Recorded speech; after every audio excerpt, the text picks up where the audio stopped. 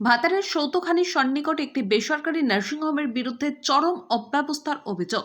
পূর্ব বর্ধমানের ভাতার ব্লকের সৌতখানি মৌজায় রয়েছে ইশায়ু ইনস্টিটিউট নামে একটি নার্সিংহোম। স্থানীয়দের অভিযোগ, নার্সিংহোমের দূষণ এবং আবর্জনা, নোংরা জল যেখানে সেখানে আছে।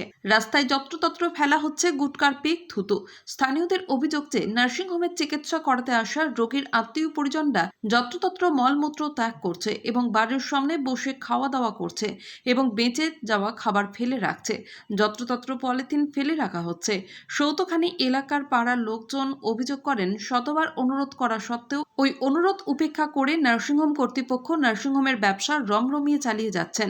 শুধু একটি নয়, নার্সিংয়ের সামনে কাটোয়া বর্ধমান লিংক রোড মালডাঙ্গার রাস্তার উপর অবস্থিত নার্সিংহোমটির সামনে গাড়ি, চার চাকা, টোটো, মোটরসাইকেল পাকা রাস্তার উপর পার্কিং করে রাখা হয়।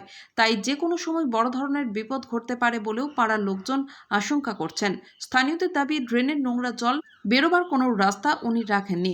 ড্রেন বুজে গিয়েছে। একটু বৃষ্টি হলেই ওই ড্রেনের জল এবং নার্সিংহোমের নোংরা জল ওই বসবাসকারী বাড়িতে ঢুকে যাচ্ছে বলে অভিযোগ। পাশাপাশি বাড়ির ওই নোংরা জল ঢুকে পড়ে বড় ধরনের রোগ সৃষ্টির আশঙ্কা করছেন প্রতিবেশীরা।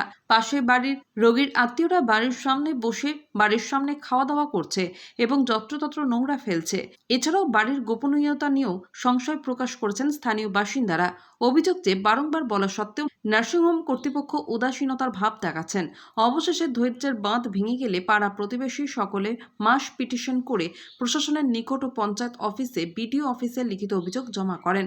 প্রশাসনের দৃষ্টি আকর্ষণ করে সুবিচারের আশায় রয়েছেন সৌতখানি এলাকার বাসিন্দারা। ভাতার থেকে সঞ্জয় মণ্ডলের রিপোর্ট, সোজা কথা নিউজ।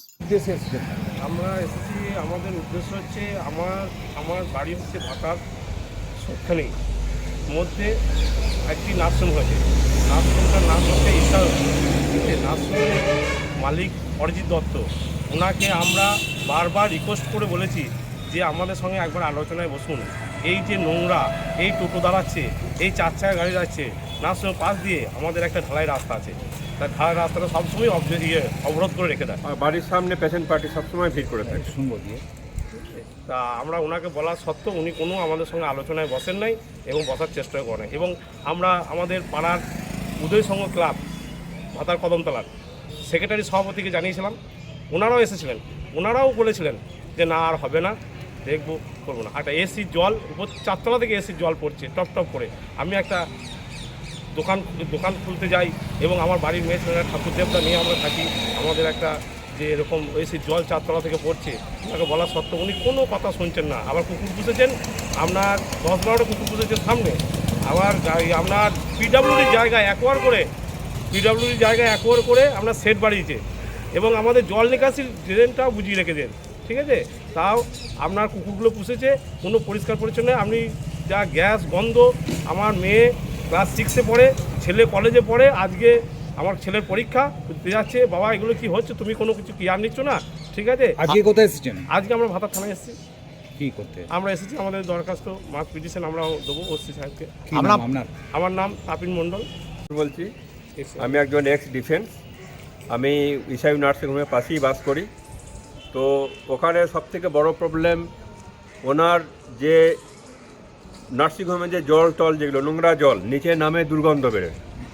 তারপর দ্বিতীয় প্রশ্ন হচ্ছে কি, আমার বাড়ির সামনে পেশেন্ট পার্টি সব সময় ভিড় করে থাকে। আমার বাড়ির দিকে তাকিয়ে গেটের মধ্যে বসে যাচ্ছে, আমাকে বারবার করতে হচ্ছে।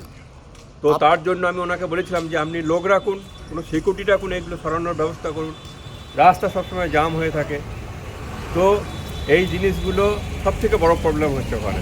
কিছুদিন আগে দেখলাম রাস্তার মধ্যে আপনাদের অবরুদ্ধ করে ডাক্তারবাবু গাড়ি দাঁড়িয়েছিলেন, এতে তো আপনার এ নিয়ে আপনারা কি প্রতিক্রিয়া দিচ্ছেন? হ্যাঁ, কিছু ইমার্জেন্সি হলে যে সেখানে যে হঠাৎ করে আমরা যে বেরোবো সেই জিনিসগুলো থাকবে না, যে তাদেরকে ডাকতে হবে, তারপর গাড়ি সরাবে, তারপর করবে। আজকে কোথায় এসেছেন? হ্যাঁ, আজকে আমরা ভাতার থানায় এসেছি, আমি ওসি সাহেবের কাছে কমপ্লেন জানানোর জন্য। বেশ কিছু প্রতিবেশীদের অভিযোগ যে নার্সিংহোম কর্তৃপক্ষ বারবার রাস্তাটা ব্লক করছে এবং এইখানে যে পেশেন্ট পার্টি তারা কিন্তু রাস্তাটা নোংরা করছে, খাওয়া দাওয়া। এই বিষয়ে আপনার মতামত? এখন আমি doctor Arijit Dutta, director Ishayu nursing home.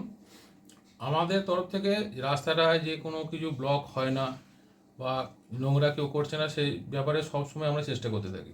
রাস্তা পুরোপুরি যে সবসময় যে একদম সামনের মুখের দিকে কেউ ব্লক করে না সেটা আমি বলতে পারবো না, সেটা আবার আমাদের লোক দিয়ে সরিয়ে দেওয়াও হয়। কিছু লোকজন হয়তো ইনসিডেন্টালি গিয়ে কেউ খাবার খেলো, এই করলো, সেগুলো আমাদের পক্ষে যতটা নজরদারি সম্ভব আমরা করি। তার সম্বন্ধে হয়তো অনেক সময় ত্রুটি থাকতে পারে, সেটা আমরা দেখছি, সেটা ম্যানেজ করা যেতে পারে। তবে যে রাস্তাটা যে সবসময় যে গ্যারেজ হয়ে থাকছে, সবসময় যে গাড়ি ঘোড়া থাকছে, সেটা কিন্তু একদম সত্যি কথা নয়। রাস্তা শেষ হিসাবে যদি কেউ আমাদের কাছে প্রমাণ চান যে সিসিটিভি ফুটেজ দেখান, সেই সমস্ত কিন্তু সমস্ত সিসিটিভি ফুটেজ আমাদের কাছে আছে। আমরা দরকার হলে সে সমস্ত কর্তৃপক্ষকে দেখাতেও পারি। এবার যারা অভিযোগ করছে তারা কী হিসাবে অভিযোগ করছে আমি কিন্তু জানি না। আর বিষয়টা একটা দেখা যাচ্ছে যে বর্তমানে এই আমরা এখানে ঢোকার আগেই দেখলাম যে কিছু গাড়ি কিন্তু রাস্তার ওপরে কিন্তু চাপিয়ে রেখেছে, তো এতে করে রাস্তাটা ক্লোজড হয়ে যাচ্ছে এবং দুর্ঘটনা ঘটার সম্ভাবনা রয়েছে। সেটা তো আমরা সবসময় যে সামনে যে গার্ড থাকে গাড়ি সরানোর ব্যবস্থা করা হয়, অন্যদিকে বাইক সরানোর ব্যবস্থা করা আছে। আমাদের যে এই বিল্ডিংয়ের যে পশ্চিম দিকে কিছু বাইক রাখার জায়গা আছে। এবার যতটা সম্ভব পাবলিককেও সচেতন হতে হবে, সে যেন রাস্তার উপর গাড়িটা না রাখে।